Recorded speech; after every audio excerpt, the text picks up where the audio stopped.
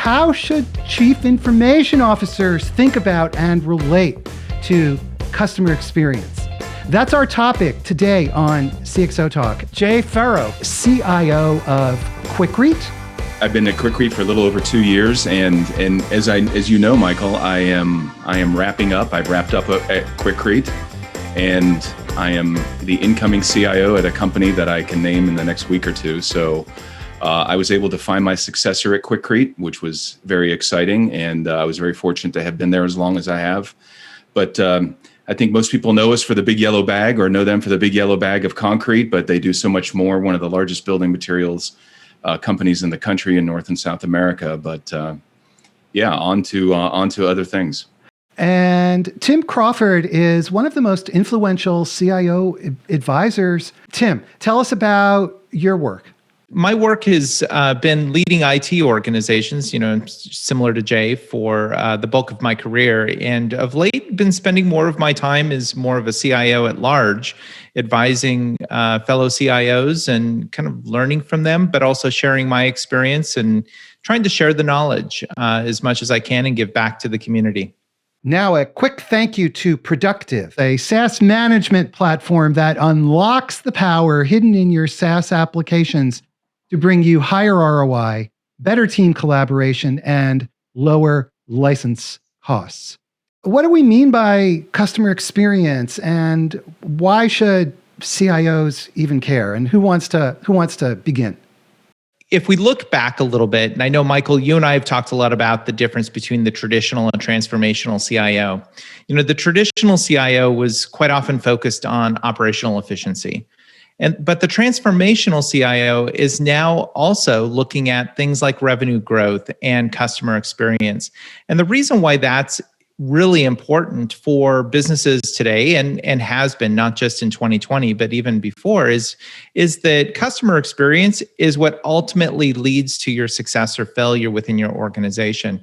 And as you think about customer experience, you then go to data, you go to technology, you think about how customers are engaging with your company. It's no longer just person-to-person interaction. You have to look at how technology plays a central role. Hence why customer experience and the CIO really kind of come hand in hand. Agreed 100%. I mean, customer experience is king. If you don't care about it, then what do you care about? I cannot imagine a CIO in 2020 not caring about customer experience. Your role as a company executive, is to play a huge part in attracting and retaining your customers and making sure they're absolutely delighted with what your company is doing so that they don't leave you. And I think the CIO today more than ever is at the forefront of making that happen. I mean, the digital experience, the customer experience that we see every day with apps and other technologies, the CIO needs to have a hand, and does in most cases have a hand in that. So if you are or an aspiring CIO or are a CIO, customer experience better be at the top of your priority list. Should the CIO be inward facing, which is to say dealing with the systems of the company, of the organization, because that is the job? And when you talk about customer experience, isn't that fundamentally an outward facing role? And so how do you reconcile these two? You have to do both. And I think most CIOs, I know Tim thinks this way. To me, it's a privilege to be able to do both. And quite frankly, the customer experience focus on your external customers, you should have equal focus on your internal customers. I want my employees delighted. There's this whole, work track about employee experience. I want them as delighted with IT as I want our external customers. So to me, it's not either or, it is absolutely both. And I know there are other CIOs out there that understand this, but it's not widely understood, interestingly enough. The importance of looking at the employee, looking at making them happy. I have this conversation with a fellow CIO of ours, Colleen Barabee, who's the CIO at Zendesk all the time, and trying to figure out ways to ensure that the employees are well suited and have the information and technology and tools that they need. Because ultimately, that is how you're going to be engaging with your customers. There's a digital component that they engage with, but then there's also an employee component. And there are a number of studies that have been done that show that if you have happy employees, well, guess what? That's going to translate into better customer experiences. And so the role of the CIO is both inwardly facing, but also externally facing. And we have to think about that outside in perspective too, of what does the customer see? And so, for example, if you look at the traditional approach, and I just use 3 pillars to that approach, which are marketing, sales, and support. Historically, those are 3 different organizations with 3 different mantras and focus. And so Tim Crawford comes in, and Tim Crawford is Tim Crawford to marketing. But that's a different Tim Crawford when he gets over to sales. And that's yet a different Tim Crawford when he gets to support. Oh, and then there might be a 4th organization that doesn't even know who Tim Crawford is. But yet I look at Acme Corporation or whatever the company is as one entity. And so we have to find ways to focus on that customer-facing perspective and bring that to the forefront. And IT and the CIO is one of the few orgs that sees across the whole organization and can think about technology and data and that customer journey. The notion of this customer 360, and I think we've all tackled it a couple of times in our careers, and I know Tim and I have talked about this, but the notion of one Tim Crawford, and I know all of Tim's interactions with my organization, what his affinities are, more importantly, how I can delight him and make sure that he remains a customer, a loyal customer of Acme Inc. Versus when I was at the American Cancer Society, I mean, we found out that we were extremely fragmented. There was Jay the patient, Jay the caregiver, Jay the volunteer, Jay the donor, Jay the fundraiser, whatever it was, the relay team captain. But there were 7 or 8 Jays. And really, Jay, there was only one American Cancer Society. So why can't you see me as this one thing? So it's absolutely critical. I would argue that it's just as important to take your employees, though, the same thing. I mean, Tim nailed it. Happy employees equal happy customers most of the time. I remember watching at a few different companies, employees service our customers, whether it was an inbound call, chat, and they are absolutely flipping through 27 different applications in order just to get to 1 or 2 pieces of salient information. You have got to make it easier on your employees to service your customers. I mean, I get people copy and pasting into Notepad so that they can do a search in some other ancient legacy application just to answer a very simple question for a customer. And I sat there after the call and I said, you are a miracle worker, because that customer never knew that you were doing all this. She goes, it's what we do every day. And I'm like, I am making it one of my priorities to fix that for you, because that is ridiculous. On Twitter, Steve Sarsfield makes a very interesting point. He wants to focus now, he wants to go back to the basics, and he asks this question. Well, aren't there 3 things a CIO strategy needs to focus on? Number 1, revenue and customer experience. Number 2, operational efficiency. And then number 3, compliance and regulations. I think he's right. Risk and regulatory and compliance comes back to risk. And so I do think that's something that you have to contend with. It's not that you can just look at customer experience in a vacuum. All of these work together. That's right. I often talk about how there's the customer journey and the employee journey, and then operations that sits in the middle.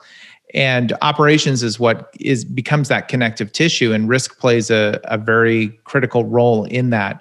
And so it is a balancing act that you have to consider as you go down each of those respective journeys. But yeah, compliance, regulatory, and it's going to vary. For any one organization, I find that you're going to have any given number of regulatory requirements or compliance requirements that you're going to have to contend with.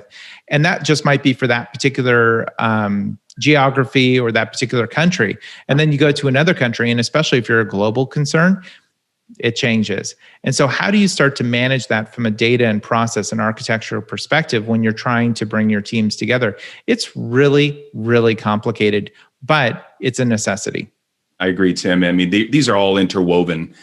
Never do we talk about them and say, well, it's customer experience only, or only regulatory, or only operations. Look, it's a big role being a CIO or a senior executive in a company. You've got to do it all. And to Tim's point, the weighting may be different day to day, week to week, month to month, but you're on the hook for all of it. Isaac Sacolick makes the point that the CIO needs to be business facing, and he puts it all under that umbrella. As opposed to internal facing, external facing, it's a representative of the business. Yeah, I mean, as long as you're defining the business as, I think that's fine. You know, I think the business is customer facing, employee facing, regulatory facing. And so I think it's an umbrella term for all of what we've been saying. But I think NY Ike, and I'm the only person that actually calls him by his Twitter handle, NY Ike is spot on. As Jay said, you know, it is important to think about IT as part of the business, not as separate from the business. And so when you think of it all inclusive and start putting together that business context as your driver, as the way you answer the question, why and what should we be doing? Using that business context is incredibly important. So for example, I was just having a conversation earlier today with someone and I said, you know, we're talking about digital transformation as an example, as a way to modernize some of these monolithic systems that Jay mentioned that folks are having to deal with when they engage with customers. And I said, you know, digital transformation in its own right is kind of dead on arrival because it misses that business context. Now, if you have the business context, which then takes into account how customers are engaging with your company over time. Again, don't look at this as a point in time. Look at how this is evolving over time. Then you start to understand, okay, back it up, how technology needs to evolve, how my processes need to evolve, what tools and technologies and changes do I need to make for my employees accordingly to make them more successful. And really, ultimately, remove the friction. Remove the friction from the process for both customers and employees. And that goes a long ways toward upping your customer experience quotient. If we personalize the way we approach customer experience every day, in other words, if you think about your daily life and the companies that you like to do business with, the places that you frequent constantly, because generally it's because you get a great customer experience or a very high quality product, ideally both, right? So you're getting this high quality product that you find value in, and you're getting a terrific customer experience because they probably know you, they recognize you, they thank you, they to Tim's point, they provide this frictionless experience. CIOs have to be providing that to their customers and their organizations. To me, that's always a North Star. You're never going to get it all the time and get it right all the time, but that's a lens through which you need to be looking at things.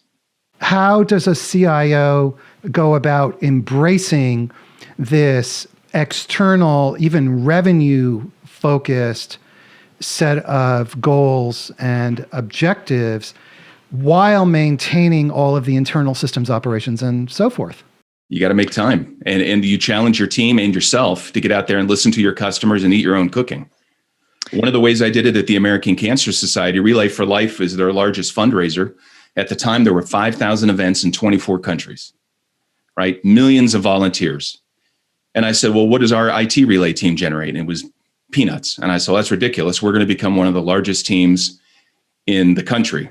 And we're going to raise money and put our money where our mouth is and actually use all the digital tools that we provide our volunteers.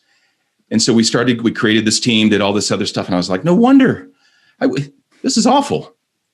So it immediately spawned mobile apps and quicker access to data, do-it-yourself fundraising, and all of these other initiatives that we came up with over the 5 years I was there. And it came with listening to volunteers, listening to donors. And I think any CIO can do that, but you have to prioritize it. Get out there, eat your own cooking, talk to your customers, listen and learn. You're not just going out to take a to-do list. But listen, you're going to understand and identify common themes very, very quickly that you can bring back and make that an ongoing dialogue, not a one-time, hey, I remember I talked to them 5 years ago. You got to do it on a regular basis and get your team involved in that as well. And just to take it further, I would say, when's the last time that you, as an IT leader, were sitting down with customers on a regular basis? A lot of CIOs don't, amazingly, or they rely on reports or feedback from marketing or sales or other organizations. But I think you have to get out there and do that. But the other thing that you can do from a tactical standpoint, and I know it isn't sexy, I know it's really cumbersome to do, sit on the help desk. Sit on the help desk and listen to those calls. And quite frankly, you spend a couple days on the help desk, you will get an earful of where that friction resides. You'll start to understand, Jay, you mentioned it earlier, you'll start to understand where the problems are within your organization, where that friction is and what's creating the friction. But you'll also start to understand what you're hearing from customers. I can remember sitting down with a CIO, and it was a healthcare organization that does in-home healthcare products. And he was telling me about the experiences that he had when he'd go out on ride-alongs with their sales team and with their operations team to visit with patients, and they would do in-home healthcare. And he said it was great. The only challenge was when you'd end up with a dialysis patient, because you'd be sitting there for several hours with one particular customer. But he said, I learned so much about what works and what doesn't work, and what I can do to make a change and make a difference for both my staff, meaning the employees, not the IT staff, but the employees on the whole, as well as what the customer ultimately sees. And that made a huge, huge difference. So I would say, listen first before you speak, seek to understand, and then look to take action, not the other way around. I agree. And one of the things I did, which, Michael, going back to your initial point in practical terms, is you have to empower your team to address these points of friction. Right? Don't make it so hard that when they see these problems, they're like, well, now I got to propose it, run it up the food chain. It's got to go through some onerous prioritization process. Give your staff the ability to tackle some of these quick wins to eliminate pain points and friction. We put in a whole quick win program at ACS and at Earthlink and a few other companies where we gave people the autonomy. And obviously it was in part of a structure and was communicated and that kind of thing. So we all knew what we were doing, but we empowered our employees to go out there and remove these points of friction. And they loved it. They loved their ability to take action and lead these little micro projects on their own. And it really gave them a terrific experience and a sense of satisfaction. So make it easy for your staff to solve some of these pain points. When we talk about the practical dimensions of this, is there an IT operating model aspect that enables the CIO to have the freedom in order to make it happen? Is there a cultural dimension? So what are the environmental factors that need to come into play? Yes. And I think in addition to cultural, organizational process, you have to also lead with that perspective. You have to show an example for the rest of your staff and the rest of the broader organization that IT is really stepping up to the plate and trying to make a difference. And especially in this day and age when technology is the root of everything we do. There isn't an organization that technology doesn't touch in some way, shape, or form. And so I think the first step is having that forethought and that vision that, again, aligns back to what you stand for as a culture, what you stand for as a company, what you ultimately want is the outcome for your customers, and then working backwards to understand, okay, how do we need to organize? How do I need to have conversations with each of my staff and each of my teams? How do we need to change our culture within IT? And you can start small and grow from there. I don't think this is necessarily requires a big bang approach. There are top-down requirements, though. You need to have that cohesive support, and that does rely on relationships. But quite frankly, most folks in IT leadership roles today should have those relationships already. And now is the time to lean on those and really step up to the plate, really start to understand how you can make a difference for the broader organization. Again, culturally, organizationally, the relationships, and the most junior person in your organization should be as well versed on what you stand for and why you're doing it and why you're there as the most senior person. This is not a top tier only response. The entire organization needs to sing from the same hymn book. Agreed. I mean, I think that was all very well said.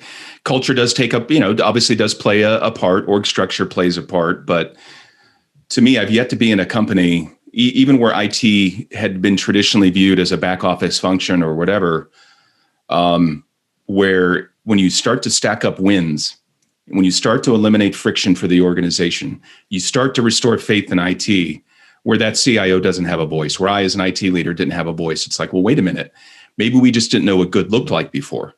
And maybe Tim does know what he's talking about, because life has gotten a whole lot easier. Systems don't go down nearly as much. The help desk is doing a much better job. Our customers are happier. The products are higher quality and they're being turned out. Maybe we ought to listen. So it's like being in sports. Winning cures all ills. Everybody, complains and moans until when the team starts winning, man, they're the toast of the town.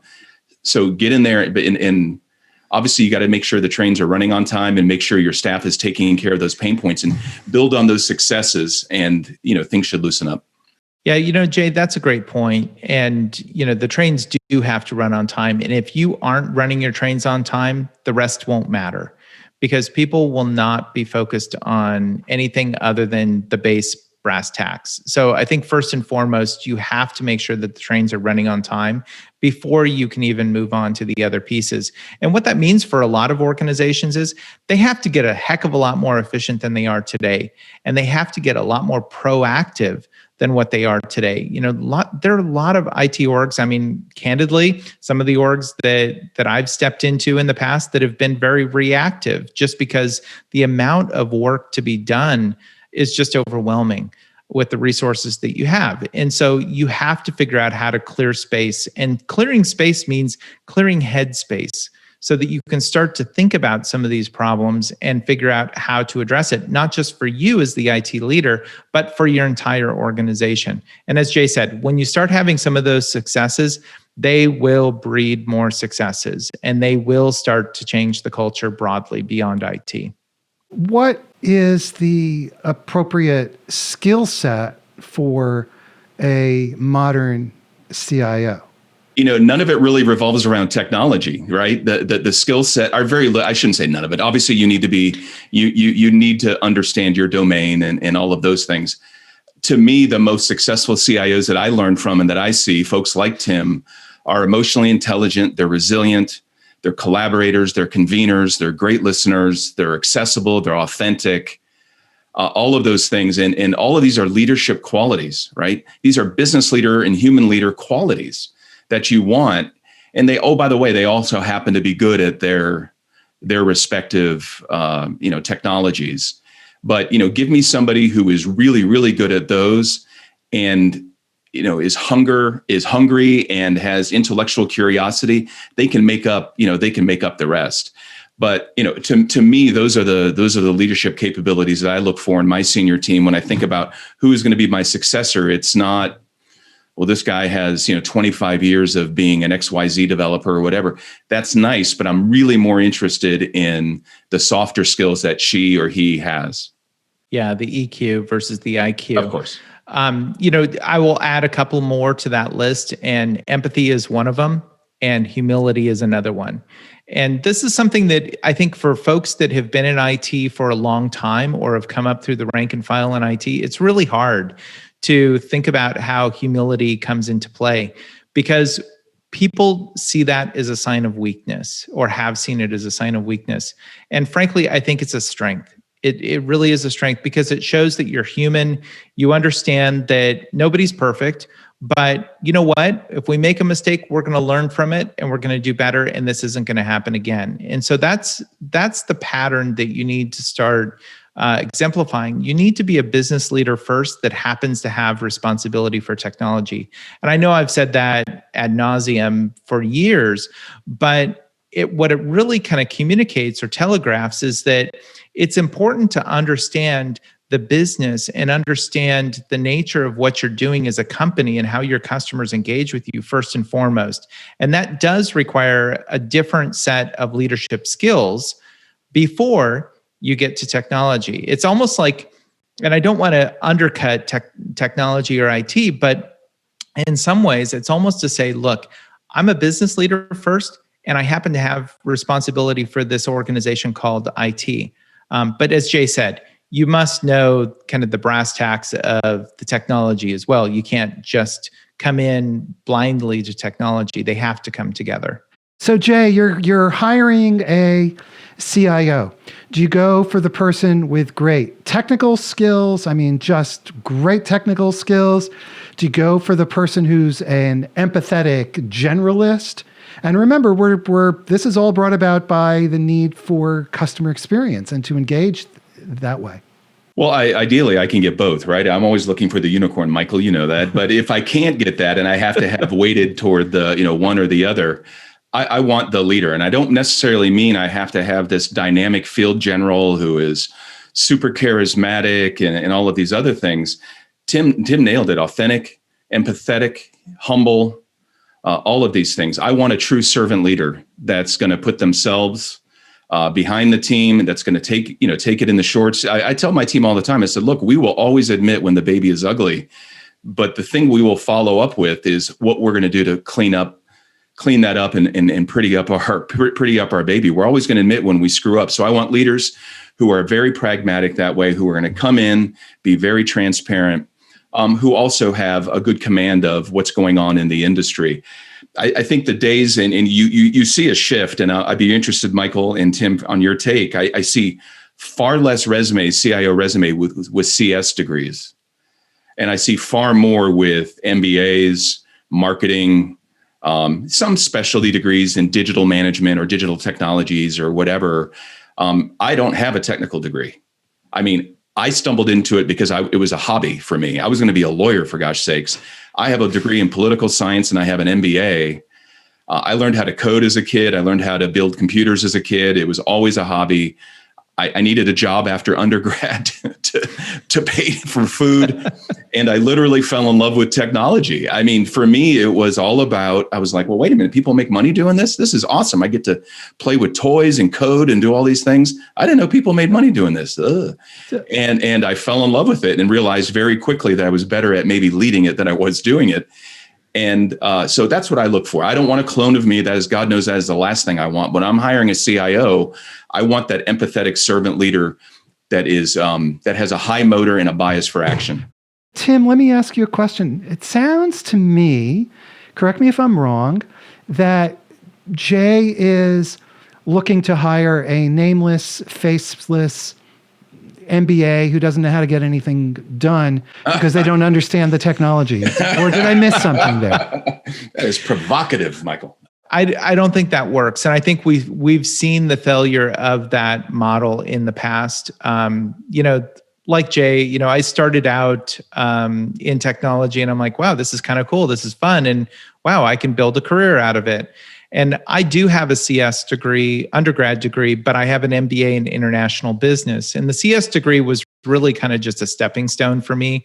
It wasn't what I was going for. I ultimately had my eye on the MBA. And the reason for that is because even as a technology leader, you have to understand business. And while I had a lot of experience at the time that I did my MBA in understanding how global business worked, having traveled the world, having worked with large global entities, I needed to round out that experience. And that was really kind of the genesis behind it.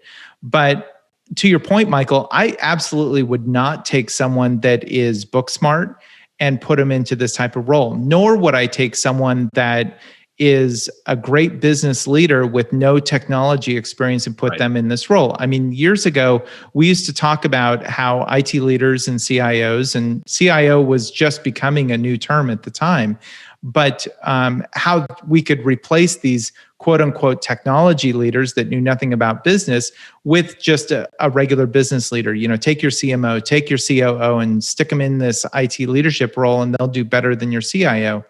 And what we found is that they failed miserably.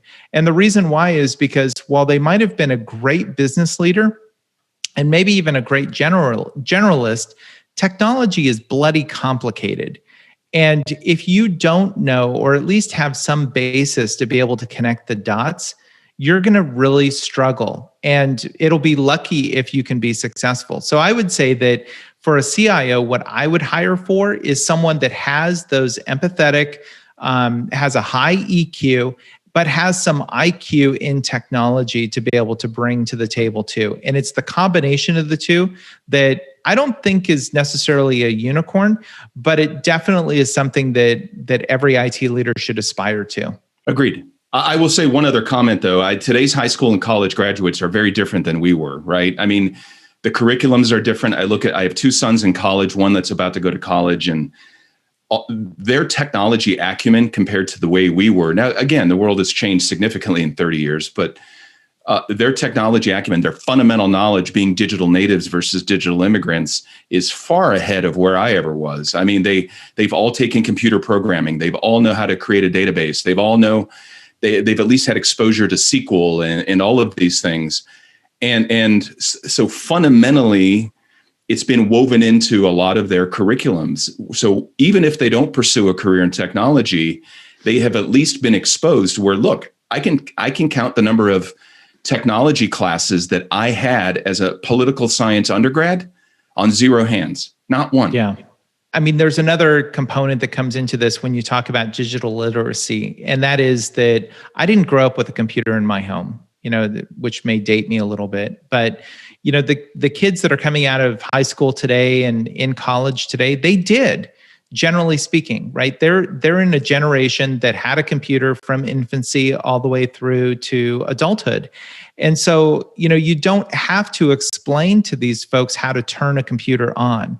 I can remember writing manuals of how to turn your computer on, how to boot up your computer, that your CD tray was not a coffee holder or cup holder. And so, I mean, people joke about it now, but those were real issues that you had to contend with. The level of digital literacy today is much higher. And what that means is that we can focus on things that are higher functioning rather than kind of these more mundane aspects. And as Jay mentioned, how his sons are getting exposed to technology at a most basic level, most of the folks that are business leaders today don't have that understanding. And so I think as we go through the generations, we'll see that rise more and more. And ultimately, it will get to the board level, which will be great because by a large margin, board members are not technically literate, and not to any fault on their part, but they're just from a different generation. And so there's a lot of work that we have to do still, both within our company, within how we engage with customers, but then kind of to the earlier point that Steve made about risk and compliance, how we engage with our boards too and bring them along.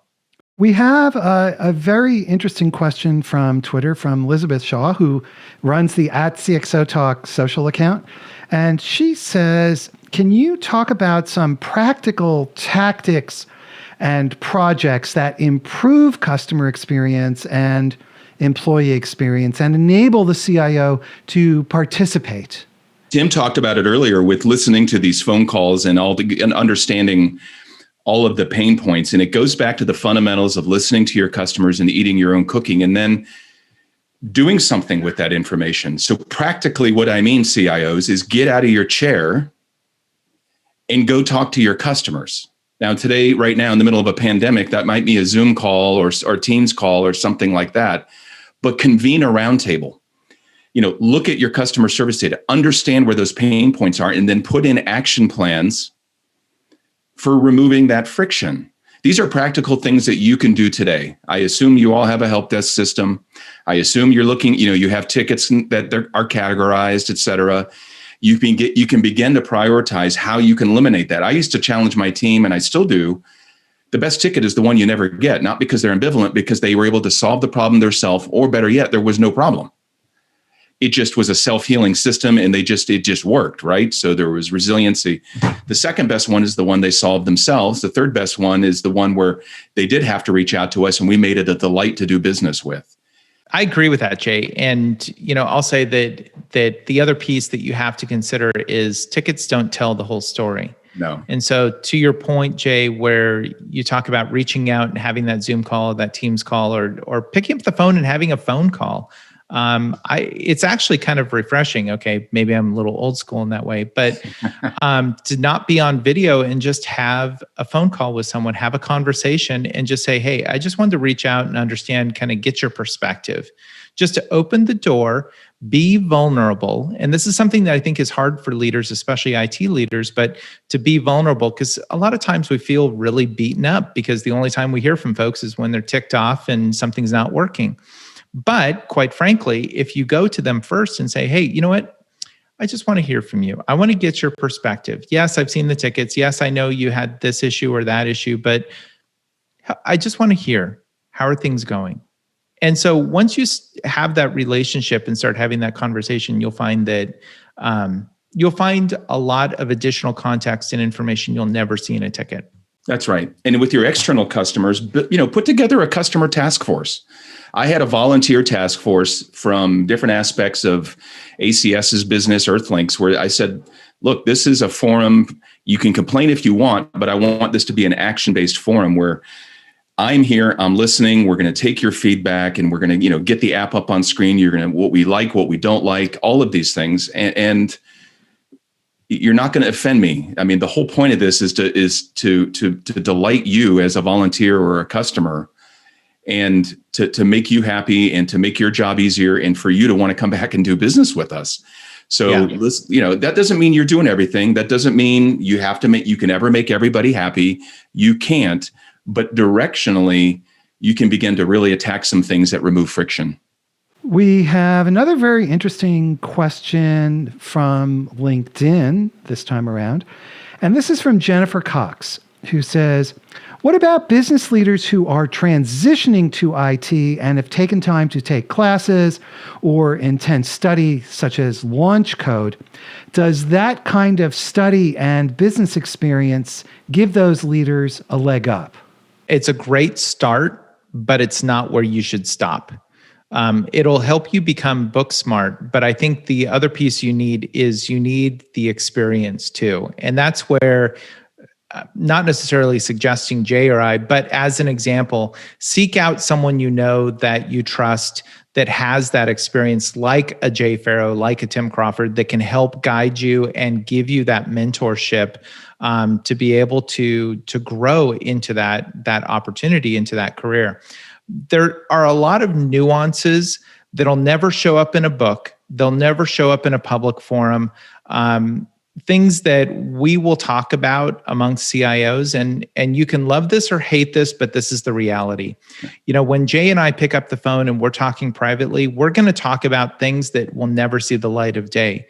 And that's very typical amongst the CIO community. And unfortunately, until you become a CIO, even folks that are reporting to CIOs, they don't necessarily get visibility to that. And that's why I often say that the gap between the CIO and one level below the CIO is the hardest to cross, because you don't have that exposure, you don't have that ability. Now, if you're working for a Jay Farrow, that's very different, because as I know for fact that he has actually spawned off several CIOs in the Atlanta area that have worked with him or for him at some point in his career.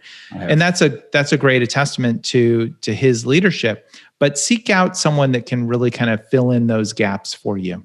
Thank you, my friend. And back at you. The reality is, find a mentor, find somebody who's doing it, living it every day. But the practical book knowledge is valuable. So I don't want Jennifer to think that it's a waste of time. Those are good foundational pieces. And they're going to inform a higher class of question or a different way of thinking for you. So I think there's absolutely, to Tim's point, a reason to do them. And it's definitely going to give you a leg up. But the practical experience is the gold, right? So find your mentor, find someone who's doing it every day, take them to lunch, get coffee, and just have those rich dialogues, and then be willing to get in. I tell people all the time, I've hired people from other departments, and I said, look, you're today at a level I can't justify moving you to that same level into my group. Would you be willing to take a quote demotion? And I don't really use that term, but make a move, at best a parallel move, maybe go from VP to director in order to kind of work your way back up. And I've had a number of people do that, where they've taken a senior manager role versus a director role, a director versus vice president, because they really wanted to get in IT and they wanted to pursue that CIO track. And many have been very successful doing that. What about metrics and CIO compensation? To what extent should they be tied to customer experience, as opposed to the traditional metrics that are tied to technology systems and the health of systems? I volunteered when I took over at ACS. Our customer sat with our products, and our internal and external with IT products that we built was about 71%, 72%, which is god awful. And they were very proud of it, because I guess at one point it was much lower. But I said, if it's not hovering around 96 and plus, you got to run me out of here on rails. And within a year, we averaged probably 97.5. And it's a testament to all the hard work that my team did more than anything that I did. And certainly their commitment to customer experience and making us a delight to do business with. And also the support of my CEO at the time, Gary Reedy at ACS, who was a terrific advocate of everything we were doing. I asked him to hold me accountable to those metrics. I mean, it wasn't something he said, look, I want to hold you accountable to this. I volunteered and said, you have got to hold me and my team accountable to this. And he baked it into my performance review, because I said, if I'm not nailing this and I'm focusing is on 5 nines and all this other crap, then I'm missing a huge part of the role that you hired me for. Yeah, I agree with Jay. I mean, I wouldn't necessarily completely discount the technology metrics. You still have to focus on those because that kind of ties to that operational efficiency and effectiveness. But I think predominantly, especially as the senior most leader in IT, whether your title is CIO or VP of IT, it really doesn't matter. You should be heavily weighted toward the business objectives more so than the technology objectives.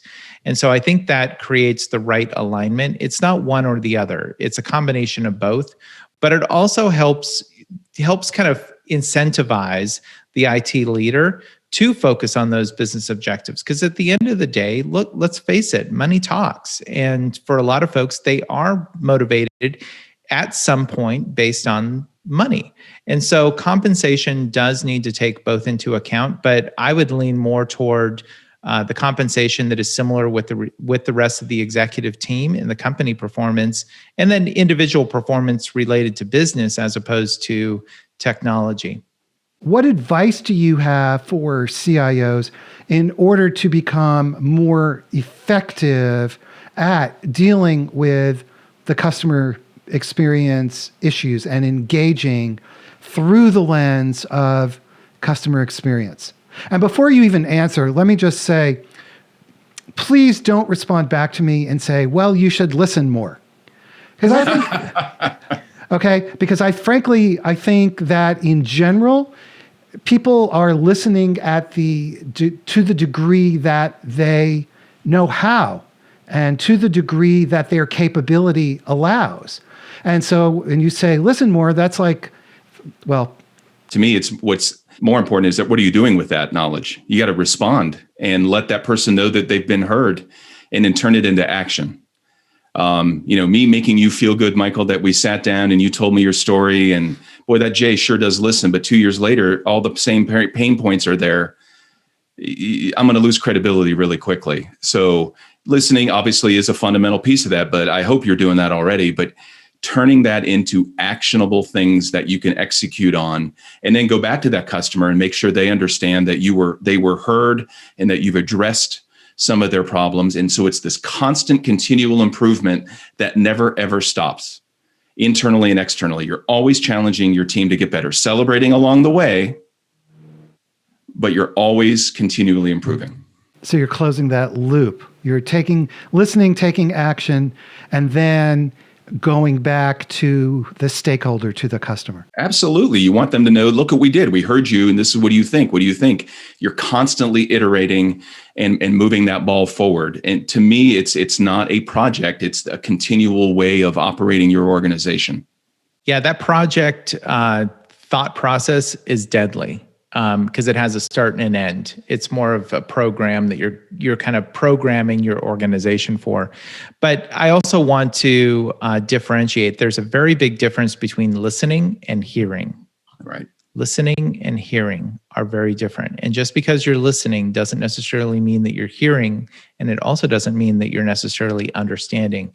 And I think one of the best ways to really appreciate and respect what your customers are dealing with or what your internal employees are dealing with, or put yourself in their shoes. Go experience what the customer is experiencing. There was a clever little part in a movie years ago called What Women Want. And in the movie, Mel Gibson plays an advertising executive. And one of the things he does is he starts putting on women's products. He's painting his nails. He's trying waxing and different things to try and experience what women go through. And I think you have to do something very similar. I'm not saying that if you're a man, you have to do that, but I'm just saying that you have to put yourself in the customer's shoes. Make yourself a customer as close as you can. If you're a coffee manufacturer, then go and drink the product. Sit in the coffee shop. Experience what it's like to spend several hours in the coffee shop. What are the employees doing? How are they interacting? Or stand behind the employees and just watch what they're doing and observe. You don't want to be this overburdening aspect, but you definitely want to stop for a minute and just absorb, be a sponge as much as you can. And then, as Jay said, take action, figure out how to prioritize that and what's going to have the biggest impact. One of the things that I have found in my career that's worked really well is when I have those big, hairy, audacious problems that I've got to tackle, but I just don't have the support from the user community to do it. I can think of one organization where we're trying to implement security, and it was going to be really disruptive. I actually started with some things that were going to have some big wins and cure some real kind of in-your-face types of pain points for the community. And that built the trust. And then I built on it with another project and then another project. And eventually that became the program, was how do we lower our risk, improve our security posture by building that trust? And it started with listening, and then it went into action. And so those are important, but it is a continual process, just as Jay said. Don't look at it as a project. All right. I would very, very much like to thank our two guests, Jay Farrow and Tim Crawford. Thank you both for taking time to be with us here today. Michael, it's an honor to be with you as always, my friend. You're the best. Tim, same to you. Always great to see you and be with you both. Likewise, great and honored to join you both, and good to see you. And a special shout out to all the folks who were watching online and who contributed questions. Before you go, please subscribe on YouTube and hit the subscribe button at the top of our website, and we will send you excellent material. Thanks so much, everybody.